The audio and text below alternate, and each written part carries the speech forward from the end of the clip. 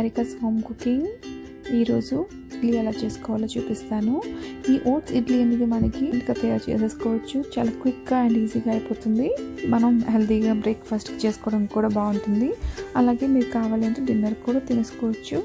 So మనం ఇది ఎలా చేయాలో అనేది ఇప్పుడు క్విక్గా ప్రాసెస్లోకి వెళ్ళి మనం ఇంగ్రీడియంట్స్ అన్ని చూసేద్దాం. మనం ఓట్స్ ఇడ్లీ చేసుకోవడానికి ముందుగా ఇంగ్రీడియంట్స్ అన్ని ప్రిపేర్ చేసుకుందాం. ఇక్కడ 1 కప్ ఆఫ్ గ్రేటెడ్ క్యారెట్ తీసుకున్నాను.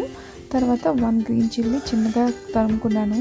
1 టేబుల్ స్పూన్ శనగపప్పు, మినపప్పు, జీలకర్ర, తర్వాత ఆవాలు అన్ని 1 టేబుల్ స్పూన్ అండి. ఇది కూడా 1 టేబుల్ స్పూన్ గ్రేటెడ్ జింజర్, తర్వాత కొత్తిమీర, కరివేపాకు అన్నీ మనం బాగా తురుముకొని పెట్టుకుని పక్కన రెడీగా ఉంచుకుందాము.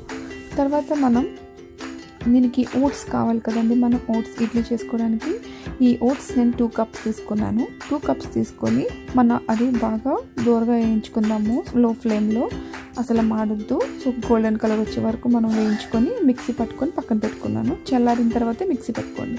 సో మనకి ఇక్కడ 1 కప్ పెరుగు కావాలి. తర్వాత 1 కప్ ఆఫ్ రవ్వ, మన ఉప్మా రవ్వ, గోధుమ రవ్వ అంటాం కదా, అది సూజీ. సో మనం ఒక 1 కప్ ఆఫ్ సూజీ కూడా నేను వేపుకొని పక్కన పెట్టుకున్నాను. ఆ రెండు ఇప్పుడు మనం కలిపేసుకుందాము. ఈ రెండు కొంచెం కలిసేటట్టుగా మనం మిక్స్ చేసుకొని ఇందులో మనం 1 కప్ ఆఫ్ యోగర్ట్ వేసుకొని మిక్స్ చేసుకుందాం బాగా. తర్వాత నేను ఈ పెరుగు కూడా 1 కప్ తీసుకున్నాను. తర్వాత నేను సూజీ కూడా 1 కప్ 2 కప్స్ ఆఫ్ ఓట్స్ పౌడర్కి. సో మీరు ఈ మెజర్మెంట్స్ ఫాలో అయిపోతే మీకు కరెక్ట్గా 16 ఇడ్లీస్ వస్తాయండి. సో మనం ఈ మెజర్మెంట్స్ని ఫాలో అయిపోయి చేసుకోవచ్చు. తర్వాత నేను ఇందులో 1 కప్ ఆఫ్ వాటర్ వేసుకున్నానండి. సో ఇక్కడ వాటర్ అనేది 1.5 కప్ వరకు పడిందండి నాకు. సో ఇప్పుడు ఈ 1 కప్ వాటర్ పడి మనం బాగా ఉండలు లేకుండా మనం ఇది బాగా ఈ మిశ్రమం అంతా సాఫ్ట్గా టెక్స్చర్లో వచ్చేటట్టుగా మిక్స్ చేసుకొని పక్కన పెట్టుకుందాము. ఒక 20 నిమిషాల వరకు పక్కన నానబెట్టుకుంటే మనకి ఉప్మా రవ్వ ఉంటుంది కదా, అంత వాటర్ని పీల్చేసి గట్టిగా అయిపోతుంది అనమాట ముద్ద. సో ఈ గట్టిగా అయిపోయిన తర్వాత మనం మళ్ళీ వాటర్ కావాలంటే అందులో కొద్దిగా వేసేసుకొని కలుపుకోవచ్చు. సో నేను ఇంకొక 1/2 కప్ ఆఫ్ వాటర్ తర్వాత కూడా యూజ్ చేసుకున్నాను మనం ఇడ్లీ వేసుకునే ముందు. సో ఇప్పుడు మాత్రం నేను ఇంకా మిక్స్ చేసేసుకొని పక్కన పెట్టేసుకున్నాను బాగా. సో ఉండలు అస్సలు లేకుండా చూసారా, అలా కలుపుకొని పక్కన పెట్టుకోవాలి. సో నా టెక్స్చర్ ఇలా ఉందన్నమాట. ఇప్పుడు నేను మూత పెట్టుకొని ఒక 20 నిమిషాల వరకు పక్కన నానబెట్టుకున్నాను ముద్ద. ఈ లోపల మనం ఇందాక రెడీ చేసి పెట్టుకున్నాం కదా, అది మనం తాలింపు పెట్టుకుందాము. సో నేను ఒక చిన్న ప్యాన్ తీసుకొని అందులో 1 టేబుల్ స్పూన్ ఆఫ్ గీ వేసుకున్నానండి. గీ కరిగిన తర్వాత ఆవాలు, జీలకర్ర, తర్వాత పోపు దినుసులన్నీ వేసేసుకొని దూరగా వేయించుకుందాము. సో అన్ని గోల్డెన్ కలర్ వచ్చే వరకు వేయించుకొని మనం ఈ మిశ్రమం అంతా చల్లగా చేసేసి తర్వాత మనం ఇడ్లీ బ్యాటర్లో మనం కలుపుకుందాం అనమాట.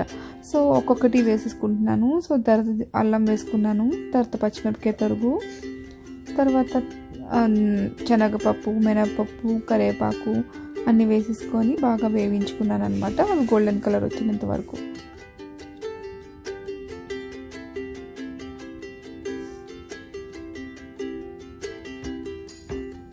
సో ఇవన్నీ వేగిపోయిన తర్వాత మనం క్యారెట్ వేసుకుంటాము. క్యారెట్ కొత్తిమీర కూడా వేసేసుకొని క్యారెట్ వేసుకున్న తర్వాత మనం ఎక్కువసేపు వేయించుకోవాల్సిన అవసరం లేదండి. ఒక 1 మినిట్ అలా వేయించుకుంటే సరిపోతుంది. నేను ఇందాక మీకు జీడిపప్పు చూపించడం మర్చిపోయాను. ఇది ఆప్షనల్, మీకు ఇష్టం ఉంటే వేసుకోండి. కొద్దిగా జీడిపప్పు వేసుకొని అది కూడా వేయించుకున్న తర్వాత నేను క్యారెట్ కొత్తిమీర కూడా వేసేసుకుంటున్నాను. ఇవన్నీ వేసుకొని ఒక 1 మినిట్ అలా వేయించేసి పక్కన పెట్టేసుకోండి. ఈ మిశ్రమం చల్లగా అయిన తర్వాత మనం ఇడ్లీ బ్యాటర్లో కలుపుకుంటాం అన్నమాట. సో ఈ ఓట్స్ అనేది మనం నార్మల్గా ఇడ్లీ చేసుకుంటాం చూసారా, రవ్వ ఇడ్లీలు అలానే ఉంటుందండి. టేస్ట్ ఏమాత్రం చేంజ్ ఉండదు. సో ఇప్పుడు మనం 20 నిమిషాలు అయిపోయింది. ఇప్పుడు నాకు చూసారా బ్యాటర్లో థిక్గా అయిపోయింది. సో నేను ఇంట్లో కొంచెం వాటర్ వేసుకుంటున్నాను. వాటర్ వేసుకొని కలుపుకుంటూ మీరు చూడండి ఇడ్లీ మిశ్రమం వచ్చేటట్టుగా మనం కలుపుకోవాలి. ఇందులో కొద్దిగా ఉప్పు తగ్గినంత వేసుకుంటున్నాను. తర్వాత ఈ మిశ్రమాన్ని చల్లగా అయిపోయింది. ఇప్పుడు నేను ఇది కూడా వేసేసుకుంటున్నాను. ఇది కూడా వేసేసుకొని బాగా కలుపుకోండి. మనకి ఇడ్లీ బ్యాటర్ ఎలా ఉంటుంది మీకు తెలుసు కదా, ఆ మిశ్రమం అలా ఉండేటట్టుగా మనం కలుపుకోవాలన్నమాట. మీకు వాటర్ అవసరమంతా చూసుకుంటూ మీరు వేసేసుకోండి. సో నాకు దగ్గరికి 1.5 కప్ వాటర్ పడిందండి.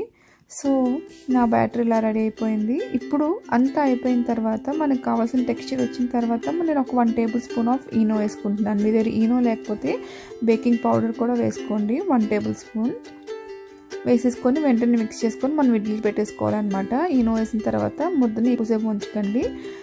మన ముద్ద అనేది పులుపు వచ్చేసి పాడైపోతుంది అనమాట. సో ఇక్కడ ఈనో వేసేసి బాగా మిక్స్ చేసేసుకుంటున్నాను ఒక 3-4 టైమ్స్. ఇప్పుడు మన ఇడ్లీ బ్యాటర్ వేసేసుకొని మనం ఇడ్లీస్ పెట్టేసుకోవడమే. నార్మల్గా మనం ఇడ్లీస్ ఎలా చేసుకుంటామో అలాగే.